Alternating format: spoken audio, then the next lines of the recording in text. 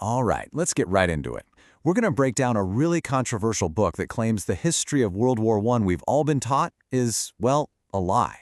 This is an explainer on the key arguments from Prolonging the Agony, a book that paints a radically different and, frankly, a pretty unsettling picture of how that war was fought. Right from the start, the book just drops this bombshell. The argument here is that the war wasn't some tragic accident or a case of nations just sleepwalking into conflict. No, the authors claim it was an intentionally engineered and drawn-out slaughter, all orchestrated by a hidden group for its own benefit. So, the big question, right? Who on earth would do something like this and why? Well, the authors say they've identified the group responsible, and they call them the secret elite. So what is this secret elite? The book defines them not as some official part of the government, but as a kind of shadowy cabal of incredibly influential men. They allegedly pulled the strings behind the scenes, controlling everything from politics and foreign policy to what people were reading in the news. According to the book, this group's power was a potent mix of money from finance and industry, political influence, and total media control. This combination supposedly allowed them to steer the ship of state from the shadows, no matter who was officially prime minister. The book holds up this man, Lord Esher, as a perfect example of this hidden power. He didn't have many official titles, but the authors claim he was basically an unelected kingmaker, advising the king and putting their approved people into the most powerful jobs in the military and government. Okay, so if the main goal was really to prolong the war, then any chance of a quick victory had to be squashed, right?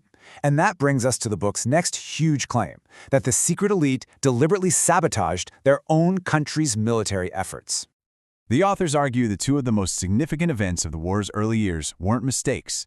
They weren't failures of command. They were, in fact, calculated moves designed specifically to keep the war going. For example, the famous British naval blockade? The book claims it was a total sham. The authors argue that the Foreign Office intentionally let Germany get supplied with vital war materials like cotton for explosives, oil, and even food, all through neutral countries. It was a blockade in name only, designed to prolong the fight. And then there's Gallipoli. This source argues it wasn't a failed attempt to knock Turkey out of the war, but actually a really twisted piece of political theater. It was designed to look like Britain was helping its ally, Russia, but was secretly engineered to fail just to keep Russia tied down in the war without actually letting them win their prize. The book actually lays out a step-by-step recipe for how this alleged disaster was cooked up. Step 1. Appoint commanders who were way past their prime. Step 2. Give them old ships and not enough soldiers. And Step 3, the real kicker, withhold critical intelligence about the enemy's defenses that was already sitting on desks back in London. Now, to keep a war with such insane casualty numbers going, you absolutely have to control the narrative. And the authors argue that this secret elite had a powerful propaganda machine ready to roll from day one. The book points to just how fast this all happened as proof it was all pre-planned. Think about it. Within 48 hours of the war starting, Germany's main line of communication to America was cut, and all news inside Britain was put under complete government control. That's fast. And according to this source, the tools they used were extensive. The press was fed official stories, horrifying atrocity tales were basically invented to demonize Germany, and even respected institutions like the Church of England were brought on board, with bishops literally preaching that the war was a righteous crusade. So, this brings us to the biggest question of all, the one you've probably been asking this whole time. Why? Why would anyone orchestrate such a catastrophe? Well, according to the authors, the answer is pretty simple: power and profit. According to this source, the war wasn't about defending Little Belgium or fighting tyranny. It was about crushing Germany as a rising industrial competitor and, at the same time, creating a situation where international bankers could make just an unbelievable amount of money.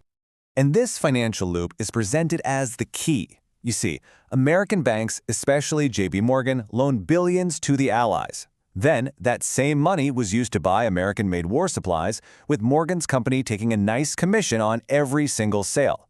The book argues this created a system where America's financial elite had a massive vested interest in the Allies winning and the war lasting a long, long time. And as a prime example of this maneuvering, the book points to this number, $1 million. That's how much the source says a Wall Street banker named William Boyce Thompson gave directly to the Bolsheviks in 1917. The book claims this wasn't about ideology. It was a cold, hard investment to get profitable business deals in Russia after the Tsar was gone. A huge part of the book's argument rests on the idea of a deliberate cover-up. The authors claim that key figures, like Lord Nathaniel Rothschild, gave explicit orders for all their personal papers and letters to be destroyed when they died, to make sure their real influence would stay hidden from historians forever. And that leaves us with one final, really provocative question that the book poses. If our official history is built only on the documents that were allowed to survive, how can we ever know the full story?